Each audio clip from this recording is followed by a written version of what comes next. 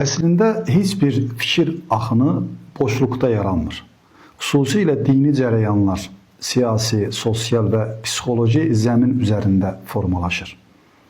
Hədis və sünnə inkarçılığını da bu kontekstdən ayıraraq anlamaq mümkün deyil.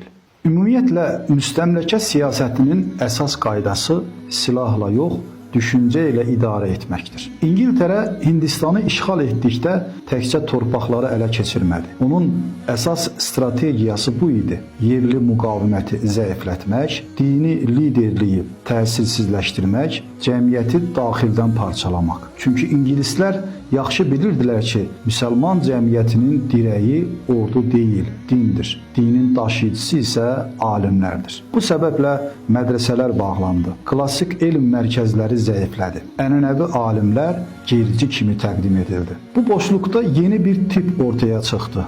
Qərb təsirli, müasir düşüncəyə uyğun, amma klassik İslam elmlərindən uzaq dini ziyalı. Seyid Əhməd xan bu mühitin məhsulu idi. Onun əsas iddiası açıq idi. Möcüzələr ağla uyğun deyil. Hədislər etibarsızdır. Sünnə inkişafın qarşısını alır. Həzrəti Peyğəmbər Qur'an-ı Kərimi Allahdan bizə gətirən bir poçtalyondur. Onun başqa heç bir funksiyası yoxdur. Din yalnız əxlaq və ümumi prinsiplərdən ibarətdir. Sosioloji baxımından bu çox rahat bir model idi. Müstəmləkəçi üçün təhlükəsiz, üsyan doğurmayan bir din anlayışı. Sünnə niyə hədəf alındı? Çünki sünnə hüquq yaradır, nizam yaradır, birlik yaradır. Sünnə varsa namazın forması var, ailə hüququ var, cəmiyyət nizamı var, biz anlayışı var. Sünnə yoxdursa, hər kəs dini öz ağlına görə anlayır. Vahid sistem dağılır, din şəxsi düşüncəyə çevrilir. Bu isə